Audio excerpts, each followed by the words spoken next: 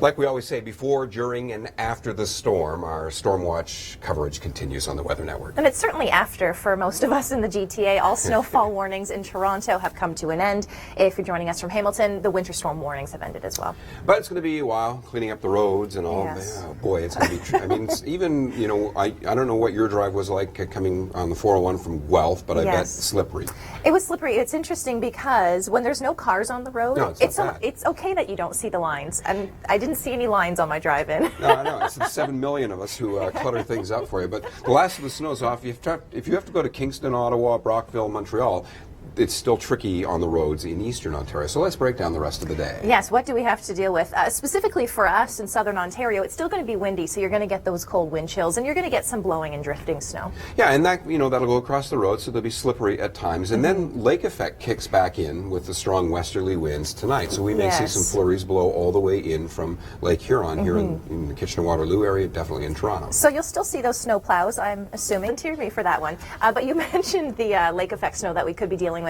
Environment Canada has already issued some snow squall watches in around Georgian Bay and Lake Huron, and as you mentioned, the flurries could make it to the GTA. Yeah, so, you know, in the next 24 hours, let's think about potentially a couple more centimeters of snow in the Toronto area. What I want to focus on just for a minute, because we ran this radar a lot in the past 24 hours, but this is what really started it off this time yesterday, and it was this one streamer that ran all the way down Lake Ontario. We'll show some more video, too, of what the lake was like. The waves were 2-3 meters. And Mark Robinson was out there, storm hunter Mark Robinson. It's interesting because Hamilton absolutely got pounded by this lake effect snow, and that was, again, just ahead of the system, and then the system didn't bring as much as the lake effect snow did the entire day. No, and so as far as snowfall amounts go for the rest of the province, heavy snow's off to the east. Lake effect could put another 5 or 10 in for us. One of the things that was a huge problem yesterday, though, was that one particular band, and we were supposed to love this season. All right, fine, I'll take it.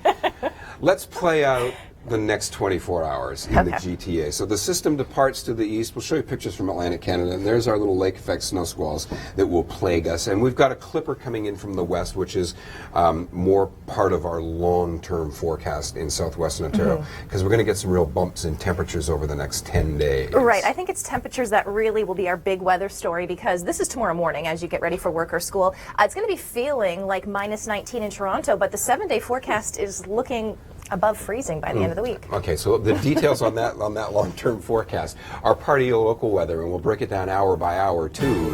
Natalie's here with some stats for us. Okay, some interesting stats, Chris, and we were starting to talk about this yesterday. Could yesterday have been record-breaking snowfall?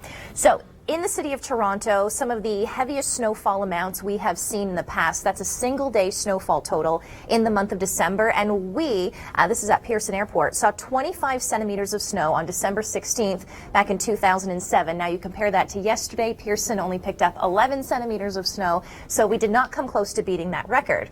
Then we take you to Hamilton. In December of 1997, a single day total of 23 centimeters was reported, again, at the airport. And Hamilton had some different numbers coming out yesterday. We got up to around 20 centimeters of snow, so we were close to December record-breaking snowfall.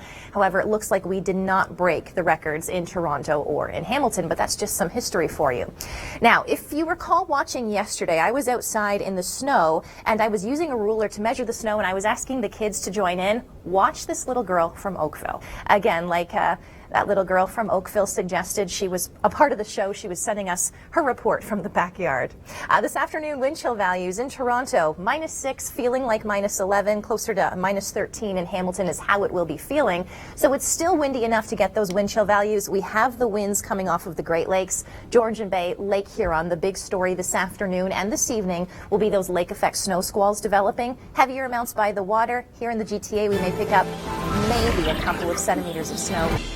Stormwatch continues this week, and I'm Chris St. Clair at the National Weather Center. And I'm Natalie Thomas, and I hope you gave yourself some extra time this morning if you're just getting up.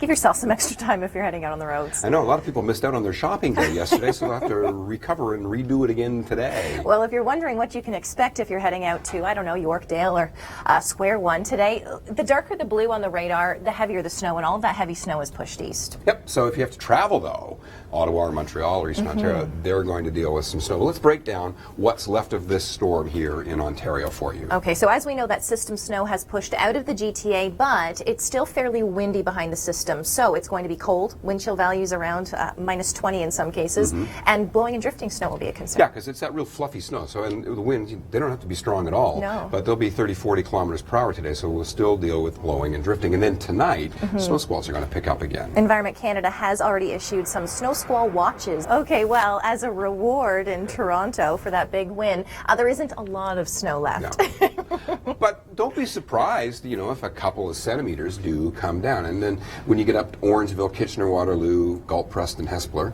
Yes. Cambridge. My neck of the woods. Yeah, maybe 5 more centimeters will blow in from the lake.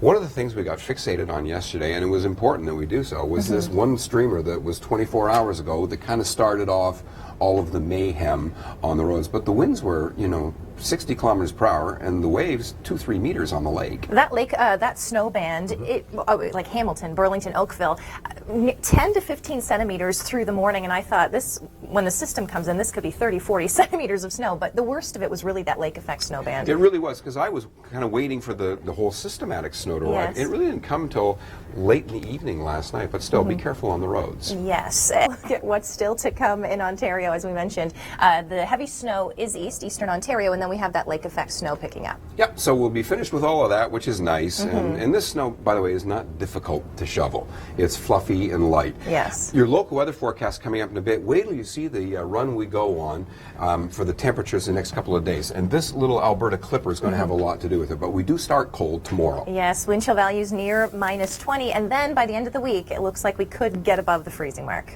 Yes, we could. But we've also arranged, because I know you liked the storm yesterday, for another one next weekend. We have arranged for it. Details are coming up. But first, who loves the snow? Let's have a look at this storm and compare it to, did we break any records? Because yesterday we thought we might break some records, but... It was really interesting yesterday, Chris, because when we were on yesterday morning with that lake effect snow band, we thought this is going to be, a 30-centimeter storm all of a sudden, because that lake effect snow was relentless. We got up to 10, 15 centimeters of snow just like that. The system itself didn't bring as much, so we didn't double those numbers. We did not break any records as far as Toronto and Hamilton are concerned. We were trying to beat 25 centimeters of snow at Pearson Airport. We did not. Pearson got up to 11 centimeters of snow yesterday. And then for Hamilton, we thought for sure we could beat that 23 centimeters. That's the single-day December record for snowfall set back on December 10th. That was 1997. Now, Hamilton's tricky because of that lake effect snow. It moved, so depending on where you were in Hamilton, it changed how much snow you actually saw. Most of Hamilton saw anywhere between about 18 and 20 centimeters of snow. So there you can skate and you can shop. It's certainly cold enough to be skating. Wind chill values this afternoon around minus 11 in Toronto, so make sure you bundle up if you are doing any skating. And because we're looking at wind chill values, because the winds are still fairly strong. The winds are actually coming off of Georgian Bay and Lake Huron, so we get those snow squalls, the lake effect snow developing. Here in Toronto, we could pick up maybe 2 centimeters of snow today through tomorrow morning, but the heavier snow will be in around Goderich, for example. I mentioned you could connect with us. You can find us on Facebook, you can find us on Twitter. Share with us your pictures, your video, and your weather observations. Are you enjoying the cold? How are the roads in your neighborhood? Let us know on Facebook and on Twitter. We'd love to hear from you.